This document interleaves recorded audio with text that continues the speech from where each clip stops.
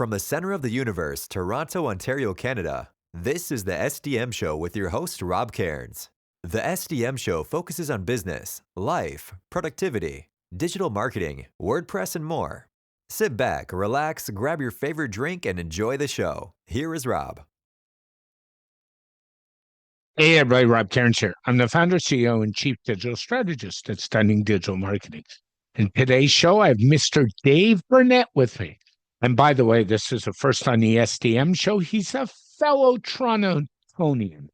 So usually I don't have people this close to home. So this is kind of fun and unique.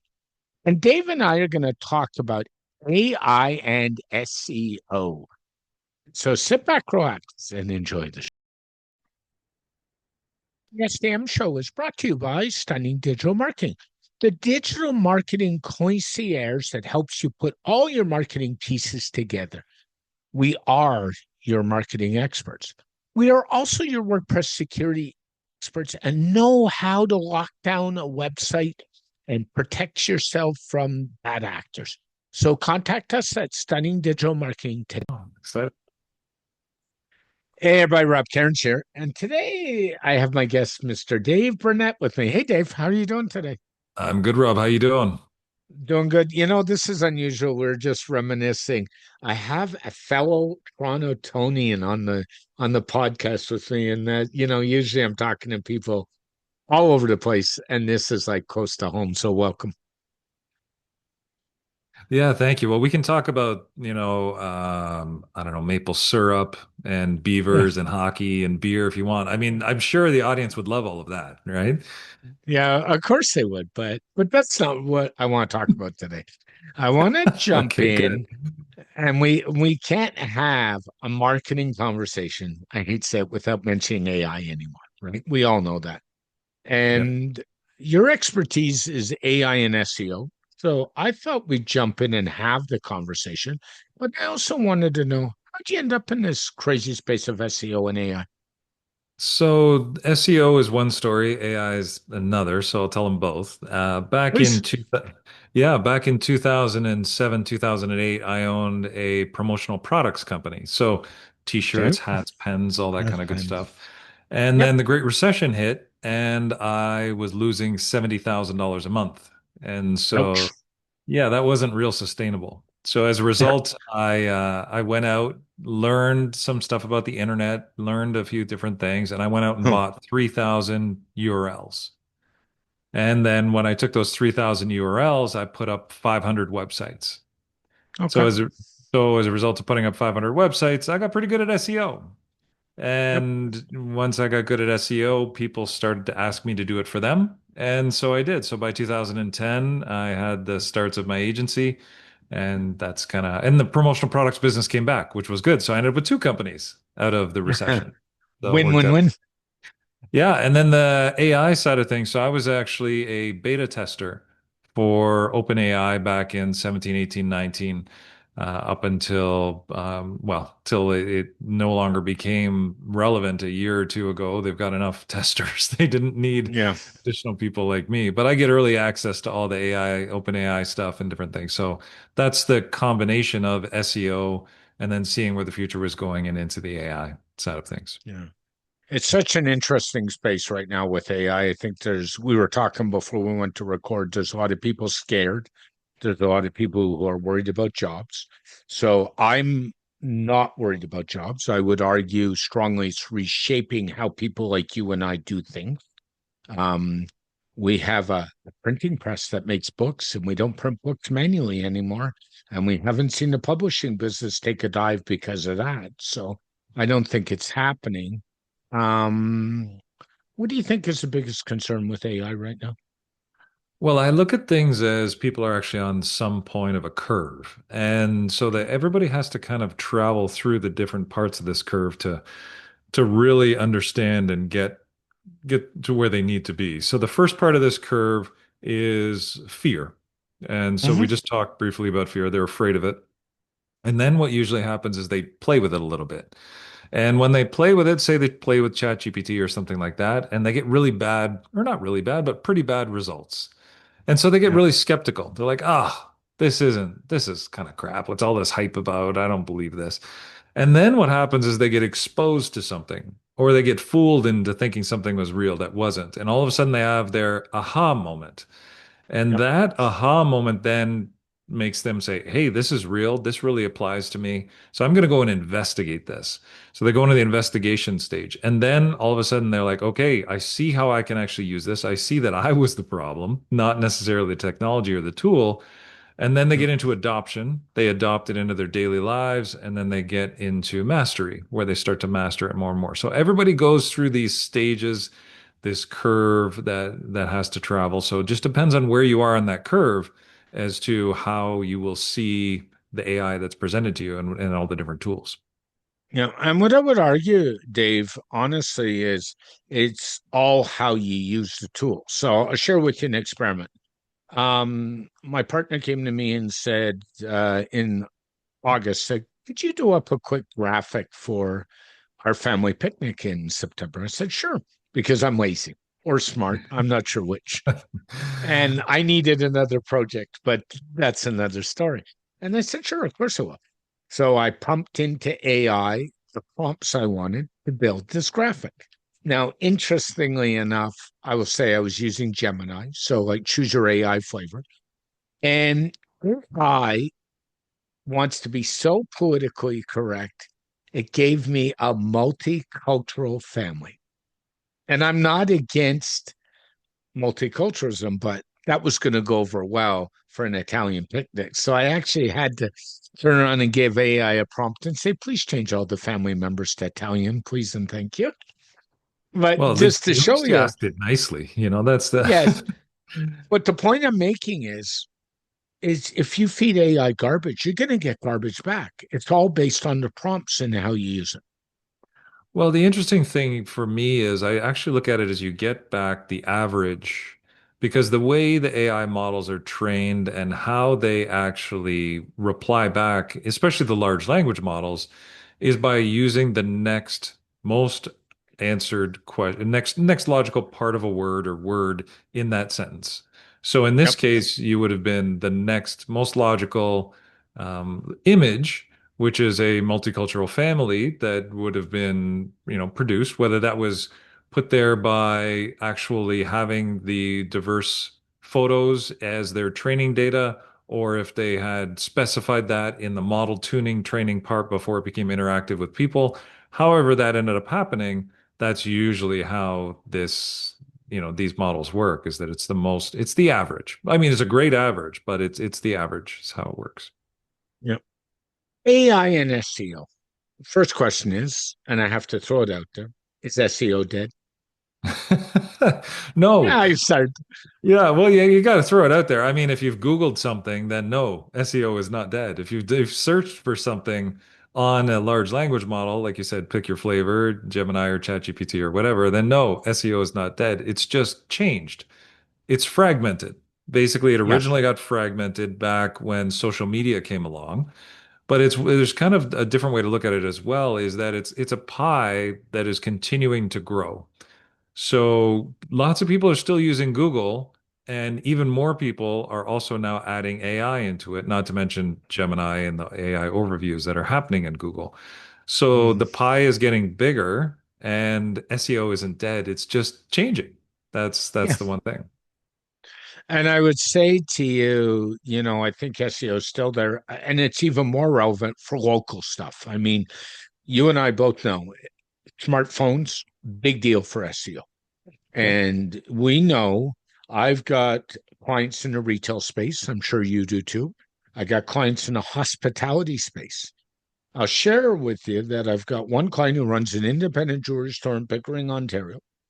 And if I put myself in Pickering via a VPN, good way to test, and I say, give me the jewelry stores, his local SEO profile outranks most of the multinationals in that area for local search, which is great. The biggest thing is 90% of the people who do a search on a mobile device either want to walk in the store or hospitality place right now, or they want to order food, or they want to book a restaurant. They want to do it now. Is there still truth to that, or do you think I'm a little outgoing? No, absolutely. I mean, there's four different types of searches when it Yep. comes to basically what you could enter in. There's informational searches, and those searches are the ones where you're just looking for some stuff. Like what is a, how long is a blue whale? And I have no idea why I went down there because there's no oceans around us. But anyways, how many meters long or how many feet long is a blue whale? That is the type of thing that AI, OpenAI, the AI overviews will answer for you. There's also navigational searches where it could be, where's a local jewelry store near me? And that local Yeah. jewelry store will show up along with some of their competitors and a map, right? And then there's commercial. And so the commercial searches really come down to what is it that you're trying to buy? Are you looking for something in terms of a business? And then there's transactional. So if people are doing transactional searches, like I want to buy I don't know, a new mouse for my desktop or a new phone, where can I get it? So transactional, navigational, commercial and informational searches are really the four buckets, and AI is impacting each of those four buckets differently. And Yeah. so understanding what type of search people are putting in will give you a better understanding as to how best to serve them. Um, we know Google business profiles matter for local search. Yep. Do big business profiles matter, or are they a waste of time? Absolutely. So all of your profiles all have to do actually with creating trust about your Hmm. entity online. Hmm. So if you have I mean, just using one of a local jewelry store, just to use that as the example, Yep. if that jewelry store moved in the last year, 2, 5 years, whatever it is, some of the local listings might be Bing, it might Bing Places, it might be Apple Maps, it might be MapQuest, it could be Yelp, whatever it is, those listings may actually still have the incorrect old information. So when Google or any of these other places that you search, the large language models try to serve you an answer, they get confused. They aren't 100% sure which is the right location. Are you actually at your new address or were you at the old address? Is it your new phone number or your old phone number? You go from the 416 to the 905 and you change your number. Yep. Those types of things. So making sure you are very clear and consistent across all of your digital properties, it basically helps with the entity, helps your entity with its authority, but it helps the machines underneath the system. So the more trustworthy and reliant you can be, the better your results will be. Yeah. And the other thing I would argue is what we've seen from a web browser perspective, because of AI, and we know in the corporate world, Edge is still often the default browser, believe it or not, having worked in the corporate Microsoft world for years. I would say because Edge is the default browser in the corporate world, Bing places are even more important because searches Bing places first by default instead of Google business profiles. And that's just the way it works. Yeah, for sure. And OpenAI is 49% owned by Microsoft. So any of the That's AI that's correct. powered on that side of things is OpenAI based. So, and I know from a lot of our searches with a lot of our customers on the SEO side of things, Bing is becoming a larger and larger share of their search volume.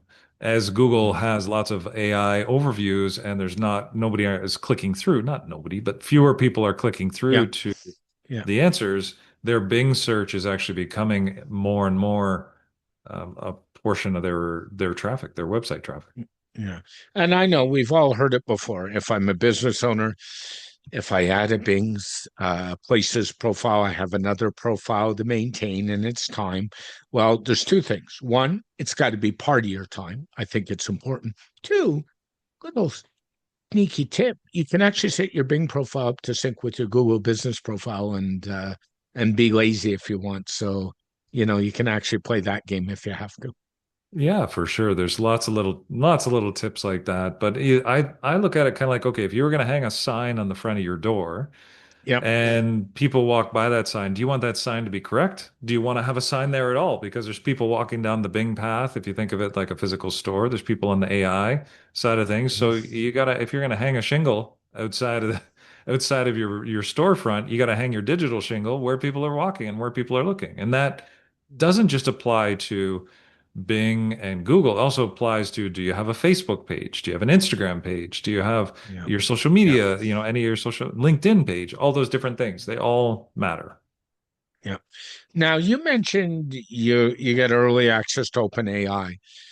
Do you think OpenAI is the way to go?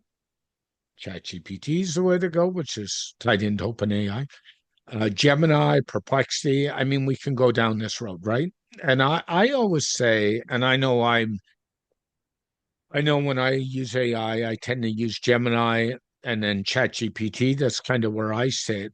Isn't it more important to be consistent with the AI tool you use than jumping all over the place? I think it comes down to whatever you get used to. I Okay. would recommend one of the larger ones for sure. Yep. So Gemini, ChatGPT, Perplexity is kind of a purpose-built tool that uses the same power as OpenAI. It sometimes uses some of the other models. It's really an interesting one that it's more AI or large language model native than the others Mm, are. But yeah, I think they are all leapfrogging each other, right? They make some advancement. All of a sudden, like VO3 is amazing on Google Gemini, but there's Sora on the yep. OpenAI side of things. And so the next version of Sora is going to be even better than VO3 is, and then VO4 is going to come out and it's going to be even better. Yeah. Like it's just so you kind of pick whatever you're used to.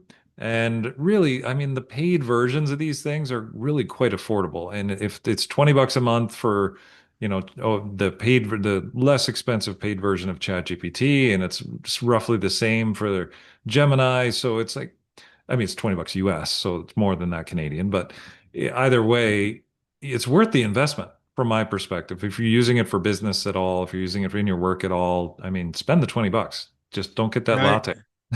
You know. yeah.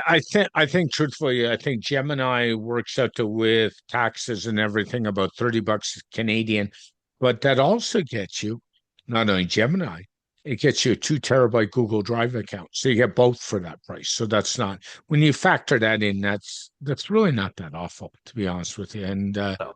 the reason I kind of landed and decided to go all in with Gemini is I'm on a Google Pixel phone anyway. So for Makes sense. me, it's about tie-in, right? So Yeah, no, and it makes sense. You kind of picked a platform, and that yep. makes sense that they're going to integrate it. So for sure, I don't see anything negative or wrong about one versus the other. I use Claude and Gemini and Yep. OpenAI, like all the different chat GPTs. I use all the variations of five because I actually have the more expensive paid version. So I have 5 Pro and all these other things too, Hmm. just to get the most out of it, because spending the $200 a month US instead of the $20 a month for me, because of the amount that I use it, is totally worth it.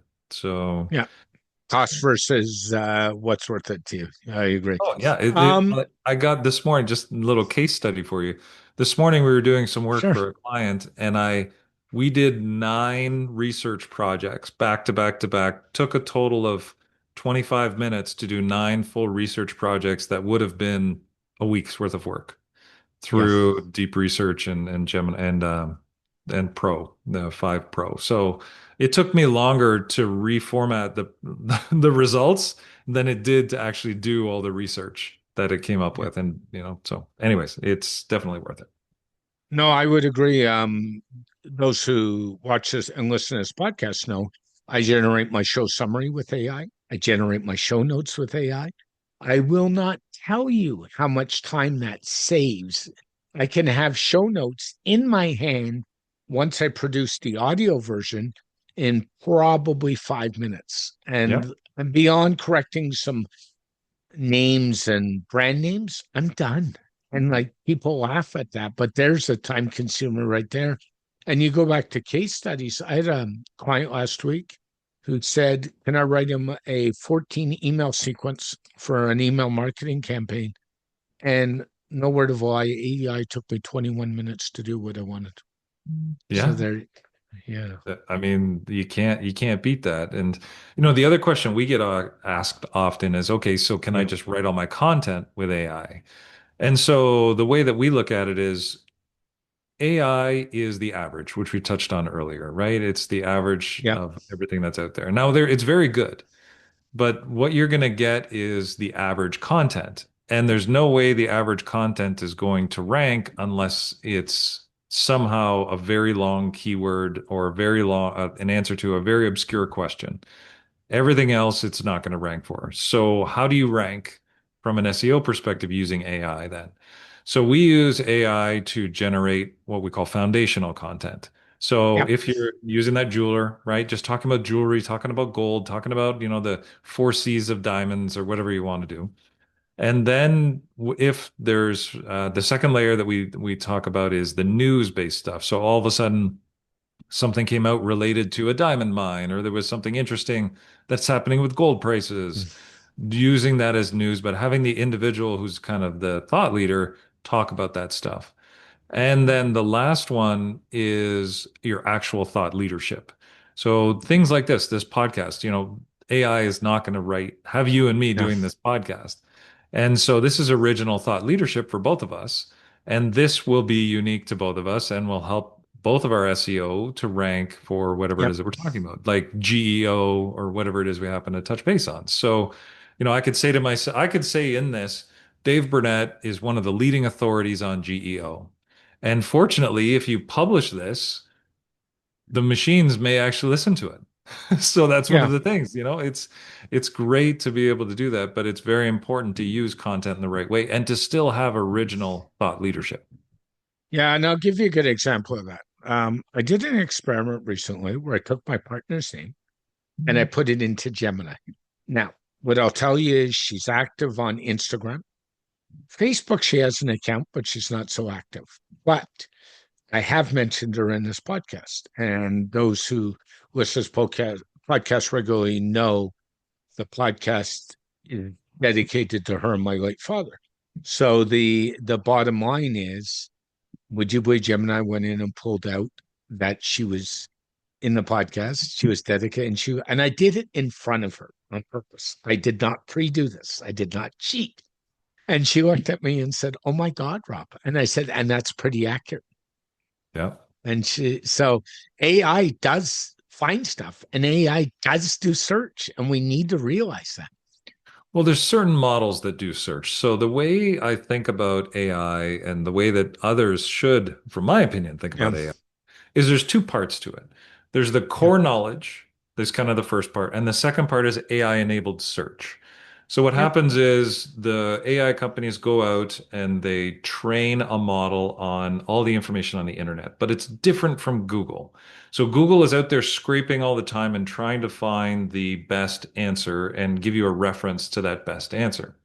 What AI does is it takes all that information and it puts it into your memory, kind of like going to high school. So once you have a particular amount of information in your memory or the AI models have in their memory, there's a cutoff date. And that cutoff date, they stop training it. And what they do is they start doing tuning to make it answer nicely and to make it answer in, politically correct ways. Yeah, So, of course. so there's the core knowledge that has a cutoff date. And then, so for example, GPT-5 that just came out, its cutoff date is early August. And so as a result of its cutoff date is last October, but it was released in early August.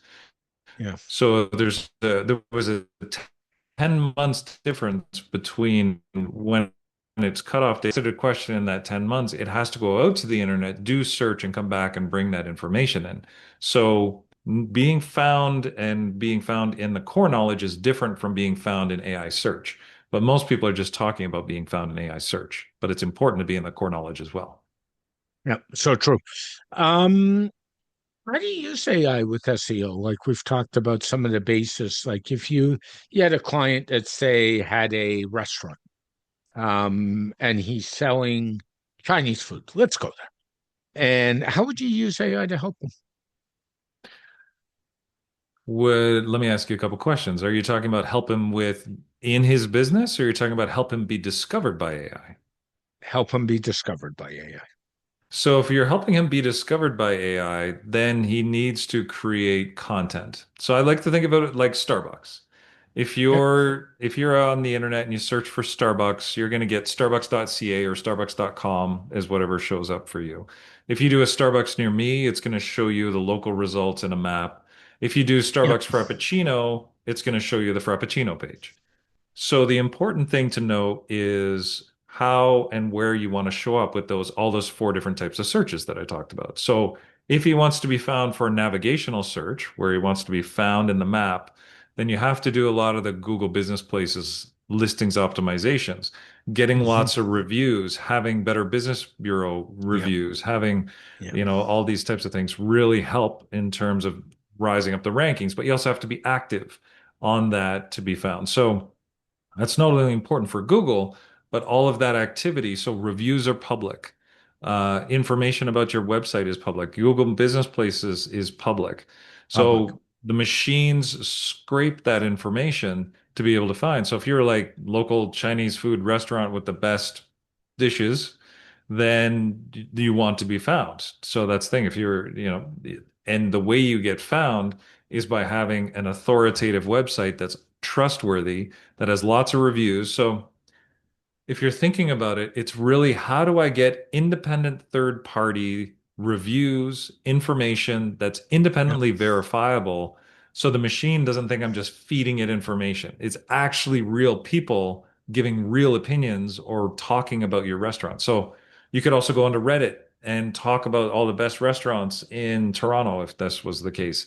You could go onto Quora and answer questions about how to make the best noodles, those types of things. So Yep. it's all about off-page authority to be found in AI. That's your entity's authority out in the world, out in the internet is how you get found in AI. Hmm. That's interesting. Um, is it, does AI make the SEO game harder or easier with everything going on? Or is it just different? Most people don't understand it. That's the honest truth. Most Yeah. people don't get that AI, if you do, it's like there's been people say, well, if you just do good SEO, you're going to get found in AI, which is true, but people don't know what good SEO is. Yep. So good SEO is on-page authority, and that's, having good technical SEO, making sure your website has got all the technical stuff Hmm. it needs to have, good content, and then the style in which you present that content. That's your on-page. And then you Yep. have off-page, everything else off your site. So that's backlinks, that's your PR, that's if you have a Wikipedia page, that's something called a knowledge graph, and that is Yep. also the directories that you show up in. So if you do all those things and you have good information in all those places that's consistent, then you basically are doing good SEO, traditional SEO, because traditional SEO is on-page authority, so technical SEO and content and backlinks. Those three things are kind of traditional SEO. All the other stuff helps with your SEO for AI or your GEO results. Yep. When clients come to you, Dave, and they say, I need help, where do you start them? Do you start them with content? Do you do an audit to see where they're at? Do you jump into OpenAI and do a search? Where do you kind of start? Yeah, we have a bunch of different tools that we use, but we do a variation of an audit. So Okay. just seeing, do they have a website? Is that website in any good shape? How fast is that website? Like how updated is it? How long does it take to load? Are there reviews? Do they have a Google local business listing? Like who are they going after? Understanding where those people hang out, and wherever those people hang out online, does the business we're investigating spend time there and have a presence there? One of the interesting things is SEO, and people forget this. SEO is part of marketing. So Yes. one of the things that you have to remember is with SEO being part of marketing, nothing will make a business grow, a good business that has a great delivery. So you might make a really great sandwich, or you might have a really good accounting practice that does amazing things. You might have whatever it is. If you have great service, great product, marketing will lift you to the moon. But if you fall short on your delivery, marketing will drive you into the ground faster than Yep. any other thing. So I always, as counterintuitive as it sounds, I always tell people to fix your delivery first and then start working on your marketing. Because if you can deliver great products, you're starting to get lots of word of mouth, then you can add some fuel to the fire. But you need that spark, you need that fire going first. No, I agree with you. I think there's too many people that it's like building the foundation, right? You got to start at the bottom and work up, and too many people want to start in the middle. Um, and one of the things I always talk to people about with SEO is we have to establish as part of your marketing. It should be in your marketing budget, no question. So should your website, by the way, folks. Um, Client comes in, it says, "Hey, fix it in a month and I'll be done." What do you say to them? Fix, fix. I don't think you can fix much of anything in a month. If you're Thank you. talking about SEO in particular, you certainly can't Yeah. fix it because think about it like if you're doing it correctly, think about it like your reputation, right? Think Hmm. about it. I mean, everybody went to high school, right? And so think about your reputation in high school. You might be a nice guy, you might have a good reputation, a bad reputation, you might be a sports person, Yeah. whatever it might be. You might be known for something, you might not be known at all. So if you're going to start to get known for something, think about it like your high school, and you have to start doing that thing and getting trust, building trust. Say you want to go and play on the football team. You don't have a history. You do a couple of practices. Okay, you can catch the ball or throw the ball. Okay, then you start to have a good reputation. Then you play in some games and your reputation starts to build. Those types of things. So none of that happens overnight. So I don't know why people think that that would happen overnight with their online reputation and their online marketing. You can bypass the line by doing ads, Google Yep. ads, Bing ads, Facebook ads, whatever, Meta ads. But Hmm. in order to do SEO well, there are people in your industry who have been doing this for a long time who have the reputation already. Yeah. So people who think I'm just going to do this thing and do it once and then it'll be done, your competitors are not just doing this thing once and then it's done. They are continuously growing, continuously optimizing, continuously getting more reviews, more positive feedback, more iterations of what they're doing, like changing what they're doing it better each and every time. So I don't know, really long answer. They can't do it in a month. That's the Yeah. bottom line. And there's some discussion, and I don't know if it still holds true. If I made changes today that were going to impact my SEO, it can take 90 to 120 days to kind of be of a big impact. Is there truth to that, or is that kind of a fallacy? You're underestimating the amount of time. You will Okay. start to see indication of change in 90, 120 days. You will have to invest year, 2 years to really dominate a marketplace. I mean, it's different depending on and I'm generalizing. It's Yeah. different depending on every industry. There's things that you can do that can make you show up shorter and quicker, for sure, especially if it's not that competitive a business. But if you're to use any of the scenarios we've brought up, if you're a jeweler, if you're a restaurant, if you're an accounting firm, there are very well established competitors and they're also working on this. They're not just going to give up their Yep. ranking there, Yep. overnight. So it's going to take Yeah. a long time, and Yeah. that's what people just And we were talking about ads, PPC, pay per click ads is what we're talking about. yep. And depending on the industry, that can be hard too. Like there's certain industries, and I'm going to go down them: firearms, cannabis, and we're not talking illegal. Yep. Um, the adult industry in terms of adult boutique stores, things like that. I have a client in that sector. Oh, is that interesting trying to do ads for it? Because you're looking at third party ad networks because Google and Facebook and Bing won't touch those ads with a 50-foot pole. Yep. Um, Anything medical that you have to make a guarantee for. Google doesn't allow you to say this product is effective 50% of the time, even if you have a case study behind it.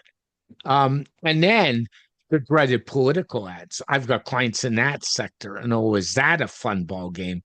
And you can thank the guy in the White House south of the border 10 years ago for making that a mess. So there's other issues too, right? Going on. Oh, there's so many issues, and it's very industry, dependent. So SEO works in those industries that you just talked about because they don't serve ads Yeah. in, those industries. So if you have good SEO, you'll show up and people are searching for Mm. that stuff, right? But probably not politically correct to talk about in all cases, but business is business and people are serving needs that want to be found. And the best way to be found in those cases is through SEO. And the rules are the same.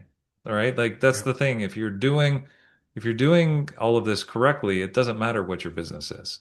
It will help you rank against your competitors because every other business has competitors. And if you don't have Yeah. competitors, let me know. Hook me up after this after this podcast and Yeah, me let me know too. what industry you're in. I'd like to join. Invest. Yeah. Yeah, Yeah. exactly. You It's don't have true. so Everybody's got some competition, even you and I do. So, yeah, like absolutely. we get that.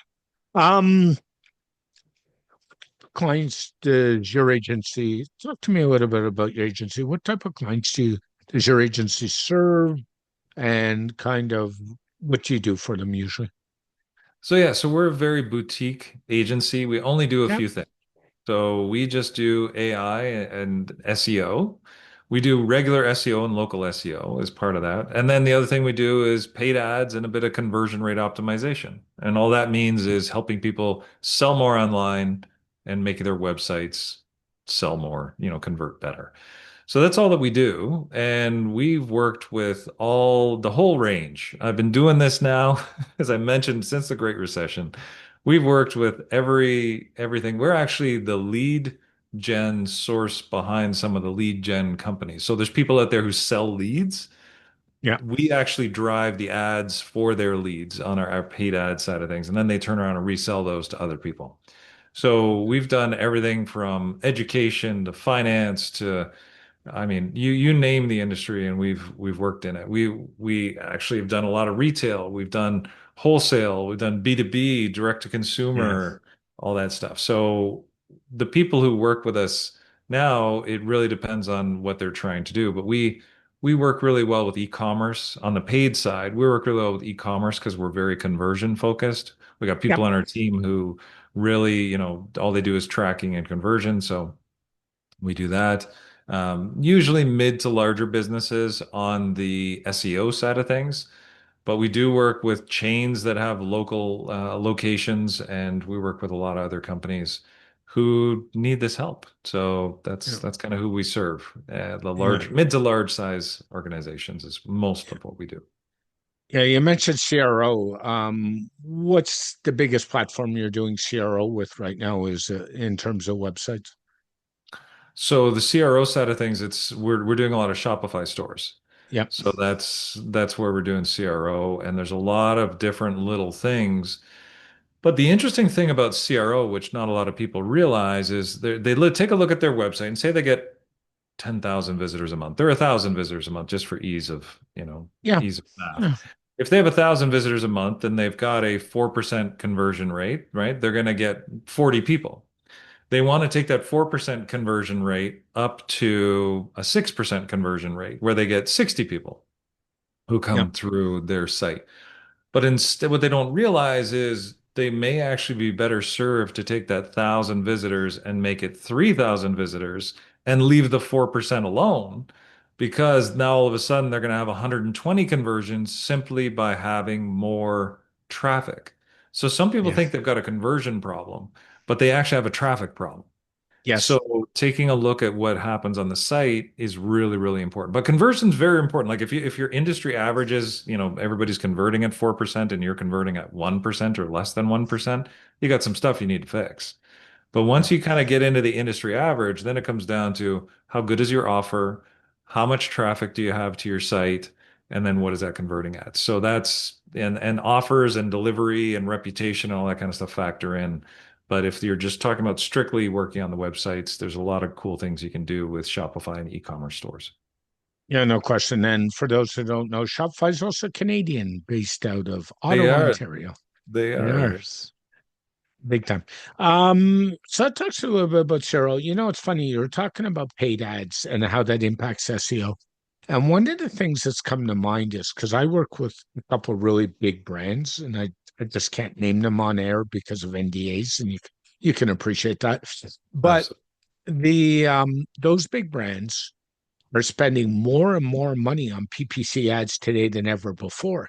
So the hardest part is for the smaller business, it's actually getting really hard to run PPC ads because they don't have the cash flow to run the big campaigns anymore. Yeah, 100%. I mean, if something costs you $10 a click, and you're selling something for $30 and your margin is $10, that's going to Yeah. be difficult for you to make money.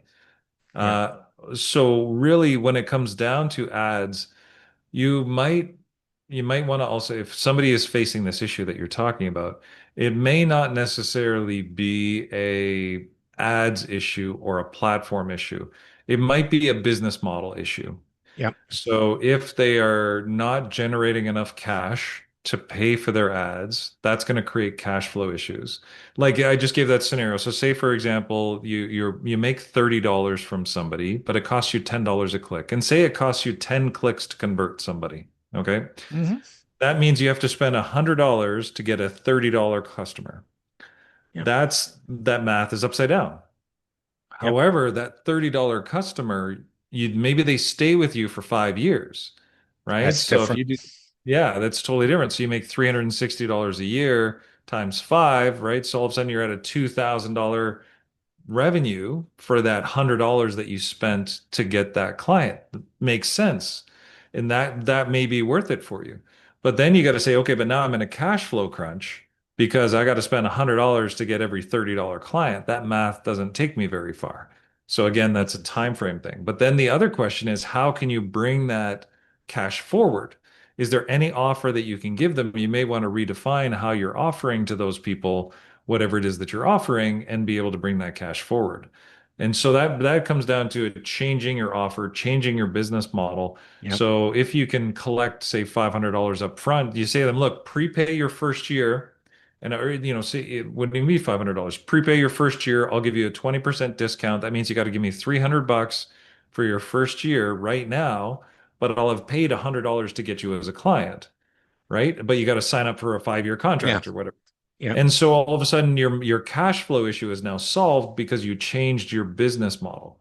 So taking a look at how you run your business model versus how you pay for your ads is definitely a way to work around that because ad costs are going to go up. The big guys are going to spend more. It's not going to get cheaper. These ad platforms are more and more saturated. They're going to charge more and more because their shareholders got X amount of dollars last year. They Yeah. want X plus Yeah. one this year, Was. right? Yeah. So it's So just going to true. get more expensive. Yeah. As we kind of wrap up, if you had to put three things out there with the whole AI and SEO game, what would it be? They would be number one is you got to think about what is your overall online reputation? Yep. How are you showing up across all the properties that you've got? So, Reddit, LinkedIn, Facebook, Google, you got to think bigger is the first thing. The second thing is you have to also build your website not only for the people, but for the machines. So the machines got to be able to read your website better than the people do and they crawl it, 1,000 times faster. So you have to make sure that it's crawlable. So you got to build for the people and for the machines. And the third thing is you got to give it the time. You have to invest time to be able to improve your reputation. Right now, you may not have any reputation online. The machines may not know you from anybody else. So you have to build that reputation. So those three things are really important to do, and they'll take you a long way. Yeah. So true. Dave, this has been absolutely an amazing conversation. I think for a lot of people, an eye opener. If somebody wants to get a hold of you, your agency, and talk more, what's the best way? So you can always welcome to try and connect with me on LinkedIn. Happy to accept requests there. If you want to find out about our agency, we're at aokmarketing.com. We also have a free tool at LLMTEL. It's called Limtel, limtel.com. And what you can do is you can figure out what AI knows about you and how you show up on the AI models using that free tool. And so you can check out any of those three things and be able to connect with me in that way. I'd love to connect with any of the listeners for sure. Yeah. And thanks so much, Dave, for the chat. Much appreciated. You have a wonderful day. Thanks, Rob. You too. This podcast has been brought to you by Stunning Digital Marketing, your digital marketing concierge to help the business owner put all his pieces together, whether it's email marketing, WordPress security, WordPress design and development, PPC, and more. Text Stunning Digital Marketing for all your digital marketing needs today.